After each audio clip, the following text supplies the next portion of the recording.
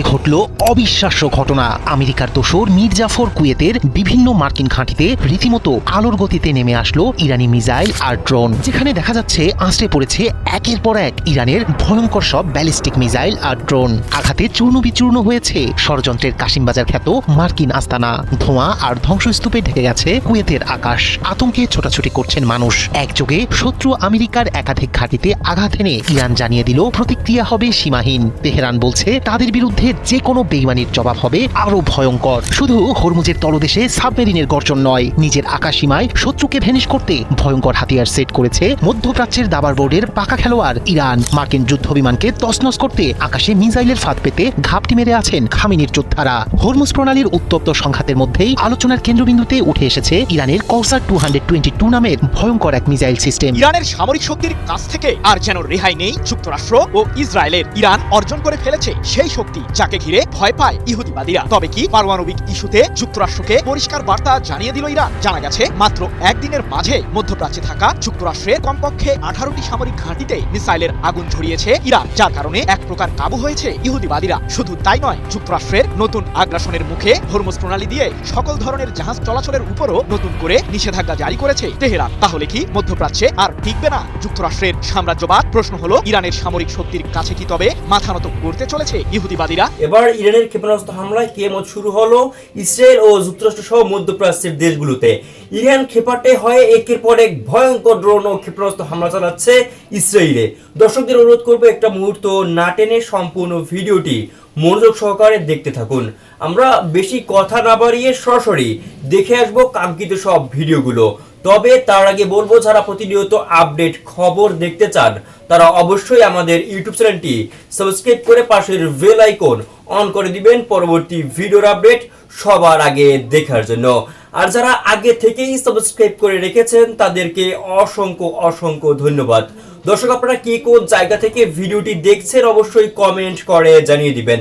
চলুন দর্শক, ভিডিওতে আমরা একটি লাইক দিয়ে ধারাবাহিকভাবে সব ভিডিওর আলোচনা দেখে আসি।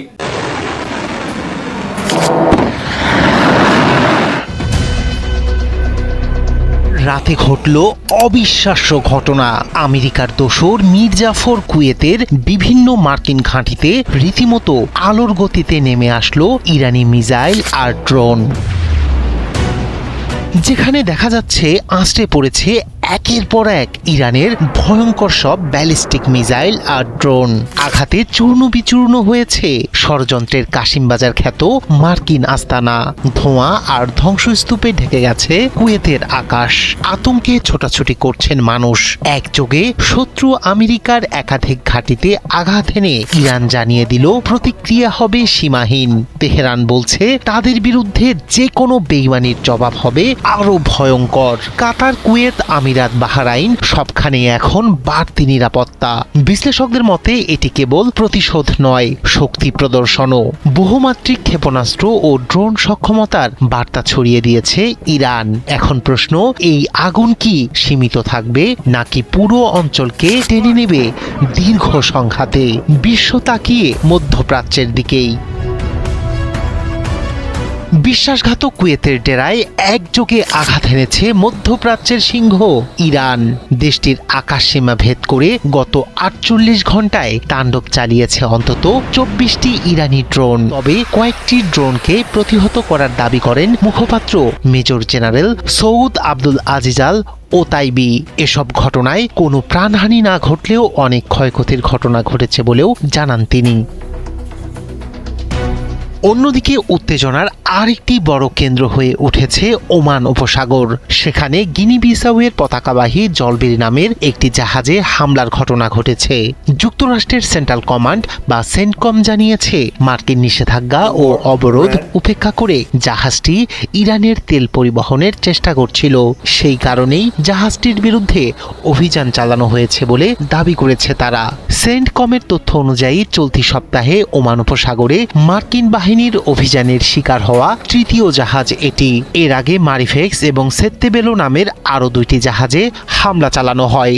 ফলে গুরুত্বপূর্ণ এই নৌপথে বাণিজ্যিক জাহাজ চলাচল নিয়ে নতুন করে তৈরি হয়েছে উদ্বেগ। বিশ্লেষকদের মতে কুয়েতের আকাশে ড্রোন অনুপ্রবেশ এবং ওমান উপসাগরে জাহাজ লক্ষ্য করে অভিযান, দুই ঘটনায় মধ্যপ্রাচ্যের অস্থির পরিস্থিতির ইঙ্গিত দিচ্ছে। ইরান আমেরিকা উত্তেজনা যত বাড়ছে ততই এর প্রভাব পড়ছে আঞ্চলিক নিরাপত্তা, জ্বালানি সরবরাহ এবং আন্তর্জাতিক বাণিজ্য পথে। ফলে পরিস্থিতি কোন দিকে মোড় নেয় সেদিকে এখন নজর পুরো বিশ্বের। ইরানের সামরিক শক্তির কাছ থেকে আর যেন রেহাই নেই যুক্তরাষ্ট্র ও ইসরায়েলের। ইরান অর্জন করে ফেলেছে সেই শক্তি যাকে ঘিরে ভয় পায় ইহুদিবাদীরা। তবে কি পারমাণবিক ইস্যুতে যুক্তরাষ্ট্রকে পরিষ্কার বার্তা জানিয়ে দিল ইরান? জানা গেছে মাত্র একদিনের মাঝে মধ্যপ্রাচ্যে থাকা যুক্তরাষ্ট্রের কমপক্ষে 18টি সামরিক ঘাঁটিতে মিসাইলের আগুন ঝরিয়েছে ইরান, যার কারণে এক প্রকার কাবু হয়েছে ইহুদিবাদীরা। শুধু তাই নয়, যুক্তরাষ্ট্রের নতুন আগ্রাসনের মুখে হরমুজ প্রণালী দিয়ে সকল ধরনের জাহাজ চলাচলের উপরও নতুন করে নিষেধাজ্ঞা জারি করেছে তেহরান। তাহলে কি মধ্যপ্রাচ্যে আর টিকবে না যুক্তরাষ্ট্রের সাম্রাজ্যবাদ? প্রশ্ন হলো, ইরানের সামরিক শক্তির কাছে কি তবে মাথা নত করতে চলেছে ইহুদিবাদীরা? যুক্তরাষ্ট্র ও ইসরায়েলের যৌথ আগ্রাসনের মুখেও সামরিক শক্তি অর্জনে প্রতিনিয়তই এগিয়ে চলেছে ইরান। মার্কিনীদের সাথে পারমাণবিক ও ক্ষেপণাস্ত্র ইস্যুর পাশাপাশি হরমুজ প্রণালীর জটিল বিষয়গুলো সমাধানে কূটনৈতিক আলোচনার মাঝেই আবারও ইরানে হামলা চালিয়েছে যুক্তরাষ্ট্র। কিন্তু এতে খুব একটা লাভবান হতে পারেনি মার্কিন প্রশাসন। উল্টো ইরানের ছোড়া ক্ষেপণাস্ত্রের সামনে আবারও নাস্তানাবুদ অবস্থায় পড়েছে মধ্যপ্রাচ্যে নিযুক্ত মার্কিন কেন্দ্রীয় কমান্ড। জানা গেছে কুয়েত ও বাহরাইন সহ পারস্য উপসাগরীয় অঞ্চলের বিভিন্ন দেশে থাকা যুক্তরাষ্ট্রের কমপক্ষে 18টি সামরিক ঘাঁটিতে মাত্র একদিনেই হামলা চালিয়েছে ইরান। শুধুমাত্র জর্ডানে অবস্থিত আল আজরাক বিমান ঘাঁটিকে লক্ষ্য করেই সম্প্রতি কমপক্ষে 12টি মিসাইল ছোড়ার দাবি করেছে তেহরান। এই ঘাঁটিতেই মোতায়েন আছে যুক্তরাষ্ট্রের শক্তিশালী F-35, F-15 এবং F-16 যুদ্ধবিমান পরিচালনার জন্য গুরুত্বপূর্ণ কমান্ড সেন্টার। তবে সাম্প্রতিক হামলার ফলে সেই স্থাপনাগুলোর ব্যাপক ক্ষতি হয়েছে বলে দাবি ইরানের সামরিক বাহিনীর। এক প্রতিবেদনে বিষয়টি নিশ্চিত করেছে ইরানের রাষ্ট্রীয় সম্প্রচার মাধ্যম প্রেস টিভি।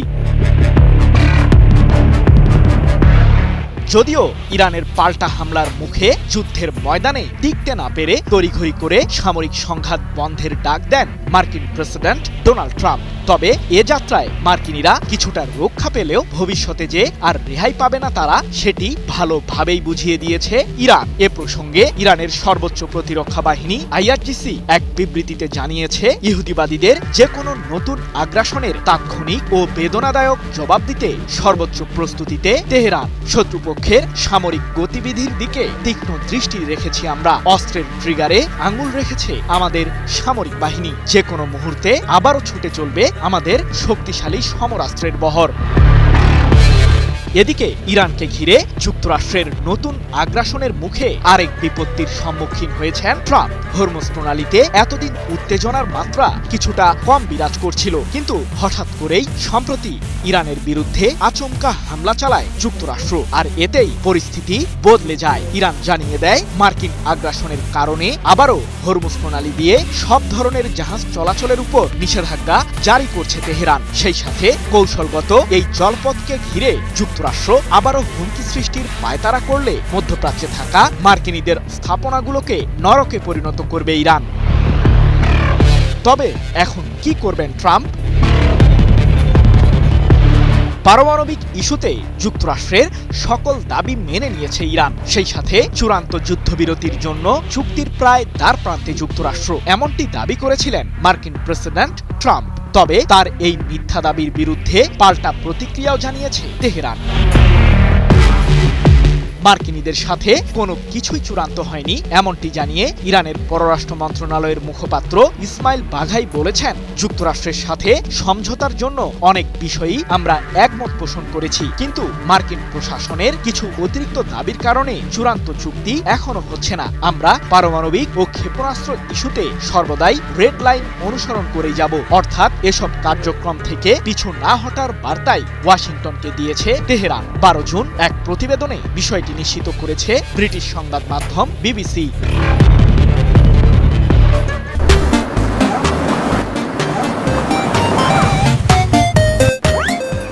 যদিও এর আগে বহুবার ইরানের সাথে সমঝোতামূলক চুক্তির কথা বলেছিলেন ট্রাম্প, কিন্তু তার কিছুদিন পরই দেখা গিয়েছিল এমন কোনো ঘটনাই প্রকৃতপক্ষে ঘটেনি। তাই তো বিশ্লেষকরা বলছেন কূটনৈতিক লড়াইয়ে এখন সুবিধাজনক অবস্থানেই আছে ইরান। পাশাপাশি দেশটির সামরিক অবস্থান পূর্বের চেয়েও শক্তিশালী হওয়ায় সেটিকেই অনেকটা ভয় পাচ্ছে ইহুদিবাদীরা।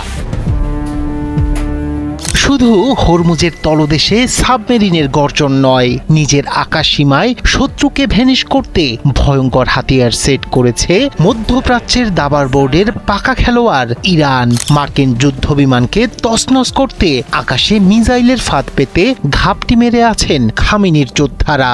হরমুজ প্রণালীর উত্তপ্ত সংঘাতের মধ্যেই আলোচনার কেন্দ্রবিন্দুতে উঠে এসেছে ইরানের কৌসার 222 নামের ভয়ঙ্কর এক মিসাইল সিস্টেম। ইরানি সূত্রগুলোর দাবি, মার্কিন অ্যাপাসি হেলিকপ্টার ধ্বংসসহ আকাশপথে পরিচালিত লক্ষ্যবস্তুর বিরুদ্ধে কার্যকর সক্ষমতা দেখিয়েছে এই প্রযুক্তি।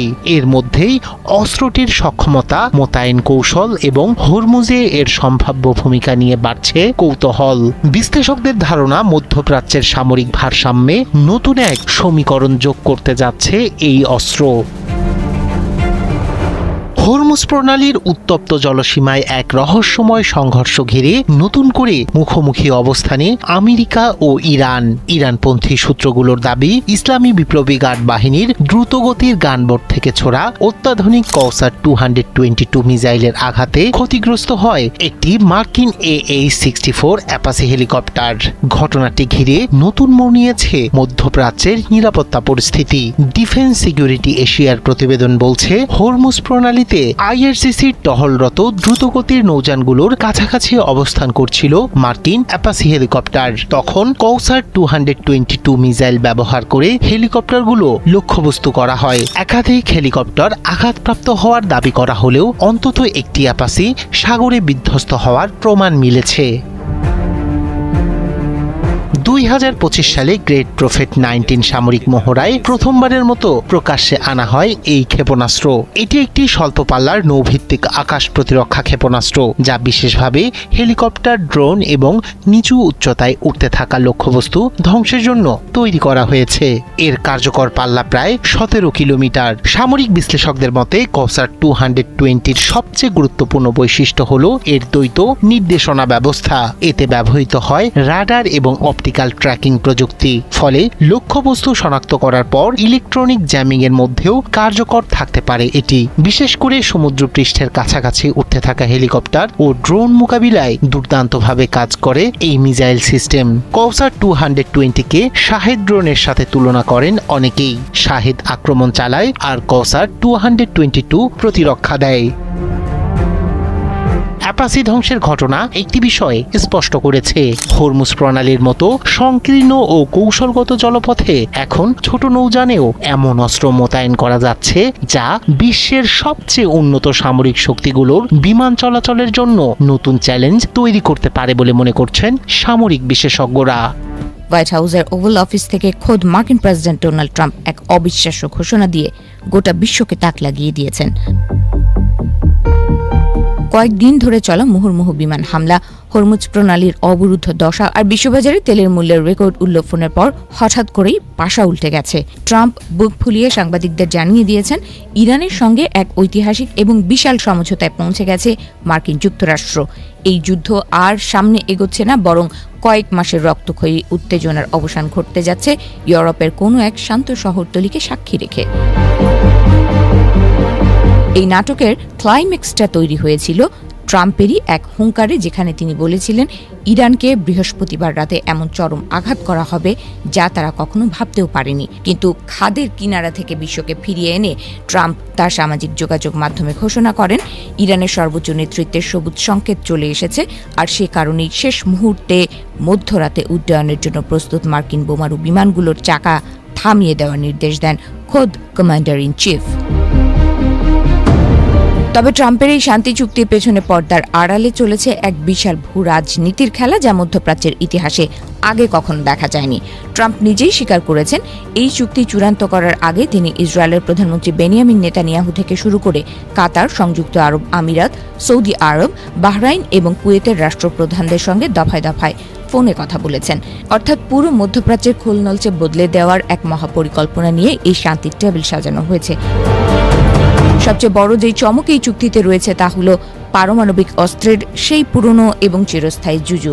মার্কিন প্রেসিডেন্ট দাবি করেছেন এই সমঝোতার মাধ্যমে ইরান চিরদিনের জন্য পারমাণবিক বোমার স্বপ্ন বিসর্জন দিতে বাধ্য হচ্ছে। ট্রাম্পের ভাষায় এত রক্তপাত, এত নিষেধাজ্ঞা আর এত সামরিক মহড়ার একমাত্র উদ্দেশ্যই ছিল এটি, আর সেই উদ্দেশ্য অর্জনে আমেরিকা শতভাগ সফল হয়েছে। এদিকে বিশ্ব অর্থনীতির যে রক্তক্ষরণ হচ্ছিল তারও একটা গতি হতে চলেছে এই উইকেন্ড অথবা সপ্তাহান্তেই। ইরানের অবরুদ্ধ হরমুজ প্রণালী দিয়ে বিশ্বের সিংহভাগ খনিজ তেল পরিবাহিত হয়, তা এই চুক্তি স্বাক্ষরের পর মুহূর্তেই খুলে দেওয়া হবে। ট্রাম্পের ইঙ্গিত অনুযায়ী আগামী শনি বা রবিবারের মধ্যেই ইউরোপের কোনো এক গোপন বা জাঁকজমকপূর্ণ মঞ্চে এই ঐতিহাসিক চুক্তি সই হতে পারে। তবে ট্রাম্প যখন বিজয়ের হাসি হাসছেন তখন তেহরানের পরিস্থিতি কিন্তু এখনও বেশ রহস্যময় এবং থমথমে। ইরানের আধা সরকারি গণমাধ্যমগুলো চুক্তি অনুমোদনের সম্ভাবনার কথা বললেও দেশটির পররাষ্ট্র মন্ত্রণালয় এখনও প্রকাশ্যে চূড়ান্ত কোনো সিলমোহর দেয়নি। তারা বলছে আলোচনা সর্বোচ্চ পর্যায়ে চললেও চূড়ান্ত সিদ্ধান্তে পৌঁছতে এখনও কিছুটা চুলচেরা বিশ্লেষণের বাকি রয়েছে। মধ্যপ্রাচ্যের আকাশ ও জলসীমায় বিগত কয়েক ঘণ্টায় আবারও বিধ্বংসী সামরিক সংঘাত শুরু হয়েছে। গত বুধবার ভোরে মার্কিন বিমান বাহিনী আকস্মিকভাবে দক্ষিণ ইরানের প্রধান জ্বালানি কেন্দ্র এবং সামরিক অবকাঠামোগুলো লক্ষ্য করে তীব্র বিমান হামলা চালায়। ইরানের কৌশলগত এনার্জি হাব আসালওয়ে, হরমুজগান প্রদেশের সিরিক এবং মিনাবো শহর এবং বন্দর আব্বাস বিমান ঘাটির কাছাকাছি এলাকায় একের পর এক মার্কিন ক্ষেপণাস্ত্র আঘাত হানে।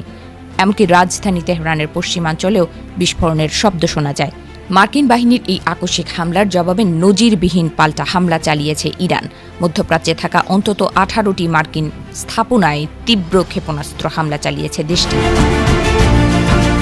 মার্কিন বিমান হামলার ঠিক 24 ঘণ্টার মাথায় বৃহস্পতিবার ভোরে জর্ডান, কুয়েত এবং বাহরাইনে অবস্থিত প্রধান মার্কিন সামরিক ঘাঁটিগুলোর ওপর একযোগে তীব্র ক্ষেপণাস্ত্র হামলা চালিয়েছে ইরান। এই অপারেশনে মার্কিন বাহিনীর অত্যন্ত মূল্যবান ফাইটার জেট এবং নজরদারি প্রযুক্তির ব্যাপক ক্ষয়ক্ষতি হয়েছে। ইরানি সামরিক সূত্রের দাবি, মার্কিন বাহিনীর দুটি বড় আকারের P-8 ম্যারিটাইম নজরদারি বিমান টেক অফের মুহূর্ত থেকেই ইরানি ইন্টেলিজেন্সের রাডারে ছিল। এর মধ্যে একটি বিমানে ভারত মহাসাগরের দূরবর্তী মার্কিন ঘাঁটি ডিয়েগো গার্জিয়া এবং অন্যটি পশ্চিম ইউরোপের একটি বেস থেকে পারস্য উপসাগরের দিকে আসছিল।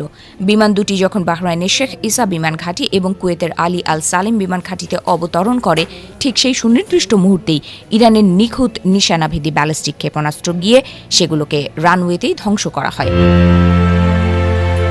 আইআরজিসির কমান্ড সেন্টার জানিয়েছে তারা 2 দফায় অপারেশন পরিচালনা করে কুয়েত ও বাহরাইনের ঘাঁটিতে মার্কিন সেনাবাহিনীর 18টি গুরুত্বপূর্ণ লক্ষ্যবস্তুতে আঘাত হেনেছে।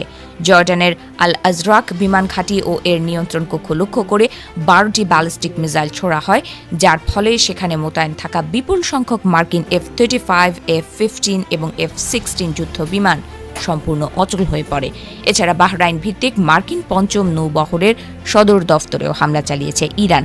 হামলা শেষ হওয়ার পরপরই ইরানের পক্ষ থেকে একটি বিবৃতি জারি করে বিশ্বের সবচেয়ে গুরুত্বপূর্ণ জ্বালানি রুট হরমুজ প্রণালী সম্পূর্ণ বন্ধ ঘোষণা করা হয়েছে।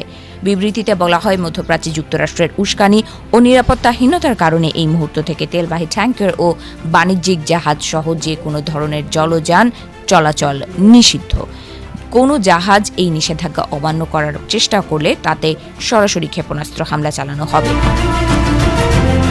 বিশেষজ্ঞরা বলছেন, মধ্যপ্রাচ্যে থাকা যুক্তরাষ্ট্রের 18টি স্থাপনায় ইরানের এই সমন্বিত হামলা প্রমাণ করে তারা মার্কিন বাহিনীর প্রতিটি গোপন মুভমেন্ট ট্র্যাক করার মতো উন্নত গোয়েন্দা সক্ষমতা অর্জন করেছে।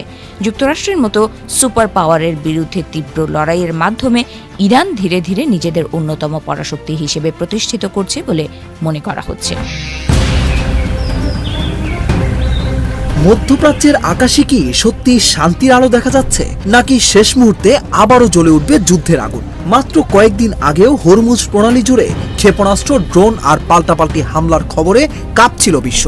মার্কিন ঘাঁটি লক্ষ্য করে হামলার দাবি তেহরানের, অন্যদিকে ইরানের ভেতরে মার্কিন হামলা, তেলের বাজারে অস্থিরতা, সব মিলিয়ে পরিস্থিতি এমন এক জায়গায় পৌঁছেছিল যেখানে যে কোনো মুহূর্তে বড় যুদ্ধ শুরু হওয়ার আশঙ্কা তৈরি হয়েছিল। কিন্তু ঠিক সেই সময়ই হঠাৎ করে সামনে আসে নতুন খবর।